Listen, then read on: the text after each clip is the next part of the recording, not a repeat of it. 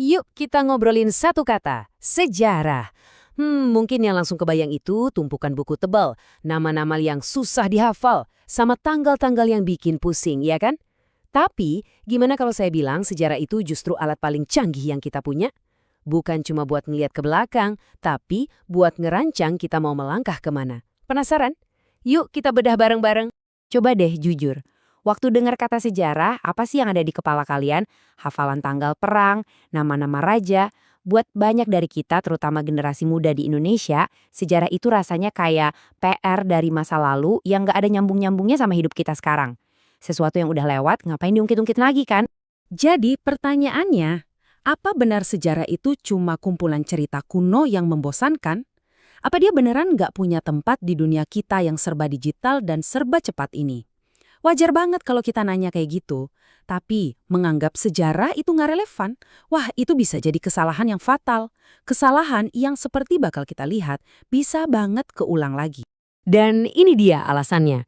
Seorang filsuf bernama George Santayana pernah nulis kalimat yang jujur aja agak serem. Mereka yang tidak bisa mengingat masa lalu ditakdirkan untuk mengulanginya.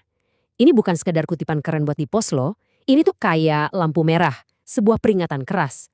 Kalau kita cuek sama peta dari masa lalu, ya siap-siap aja kita jalan buta dan jatuh ke jurang yang sama persis. Oke, jadi gimana dong caranya sejarah ngebantu kita?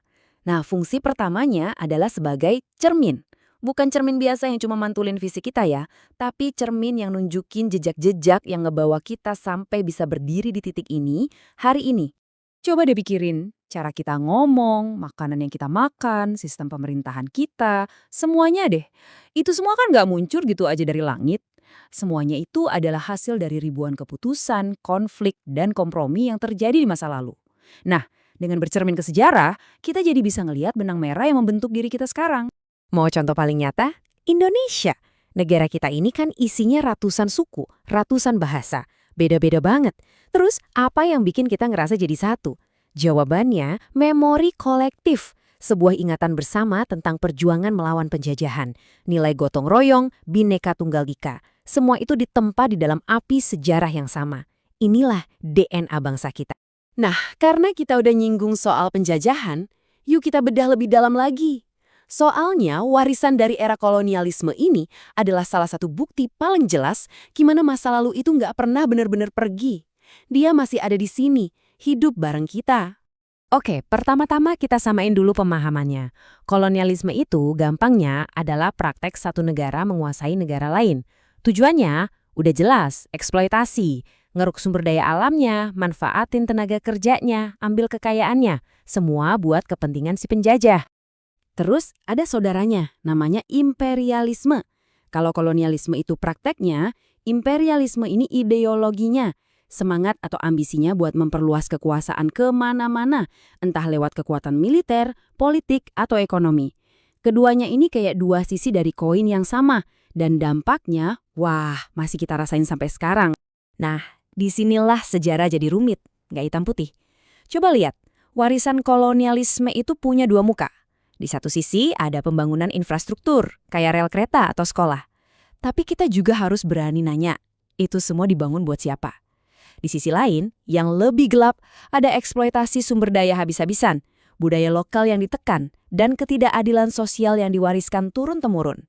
Ini adalah sebuah warisan yang kompleks dan sering kali menyakitkan, dan jejaknya masih ngebentuk dunia kita sampai detik. Oke, tadi kita udah pakai sejarah sebagai cermin. Kita udah lihat gimana masa lalu ngebentuk kita hari ini. Sekarang, kita pakai fungsi keduanya yang gak kalah penting, yaitu sebagai kompas untuk nunjukin arah ke masa depan. Ribuan tahun yang lalu, Confucius udah ngerti banget soal ini. Pelajari masa lalu jika kamu ingin menentukan masa depan. Kalimat ini bukan berarti kita harus terjebak di masa lalu ya. Justru kebalikannya, kita minjem kebijaksanaan dari masa lalu supaya nggak ngulangin kesalahan yang sama di masa depan. Dan nggak ada contoh yang lebih relevan dari revolusi digital. Coba deh perhatiin lini masa ini. Dulu banget, di tahun 40-an, komputer itu ukurannya segede ruangan. Terus di tahun 70-an, PC mulai masuk ke rumah-rumah. Tahun 90-an, boom, internet ngehubungin seluruh dunia. Sampai sekarang, semua kekuatan itu ada di genggaman tangan kita. Tiap inovasi selalu dibangun di atas inovasi sebelumnya. Sejarah singkat ini nunjukin satu hal, perubahan teknologi itu makin lama makin cepat. Dan perjalanan super cepat tadi langsung ngebawa kita ke sini, ke tantangan kita sekarang. Kita dibanjiri informasi sampai pusing bedain mana hoax mana fakta. Pekerjaan di masa depan butuh skill yang mungkin belum ada di kurikulum sekolah. Dan yang paling penting, nggak semua orang punya akses yang sama ke dunia digital ini. Semua masalah ini nggak muncul tiba-tiba. Mereka adalah anak kandung dari sejarah perkembangan teknologi.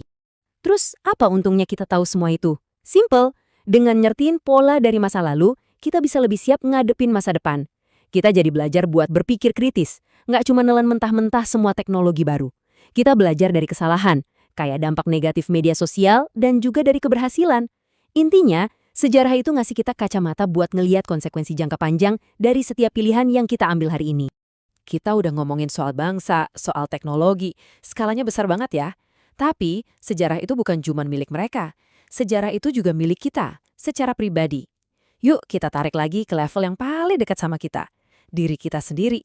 Kalian nggak perlu jadi sejarawan buat peduli sama sejarah. Kenapa? Karena sejarah yang paling penting itu ada di dalam diri kita masing-masing. Cerita dari kakek nenek, asal-usul nama keluarga kalian, jalanan tempat kalian main waktu kecil, itu semua adalah bab-bab di dalam buku sejarah pribadi kalian. Itulah yang ngebentuk kalian jadi seperti sekarang ini. Presiden pertama kita, Soekarno, udah ngerangkum semuanya dalam satu akronim yang legendaris. Jas Merah. Jangan sekali-kali melupakan sejarah. Ini bukan cuma slogan buat dihafalin ya, ini pengingat bahwa untuk bisa melompat jauh ke depan, kita butuh pijakan yang kuat di belakang. Akar kita adalah kekuatan kita. Jadi kita tutup dengan satu pemikiran ini. Kalau sejarah adalah cermin dan kompas, maka kita semua ini adalah penulisnya. Setiap pilihan kita, setiap postingan kita, setiap aksi kita hari ini adalah tinta yang lagi kita goreskan di halaman sejarah berikutnya. Jadi pertanyaannya sekarang bukan lagi apa kata sejarah, tapi sejarah seperti apa yang mau kita ciptakan bareng-bareng mulai dari sekarang.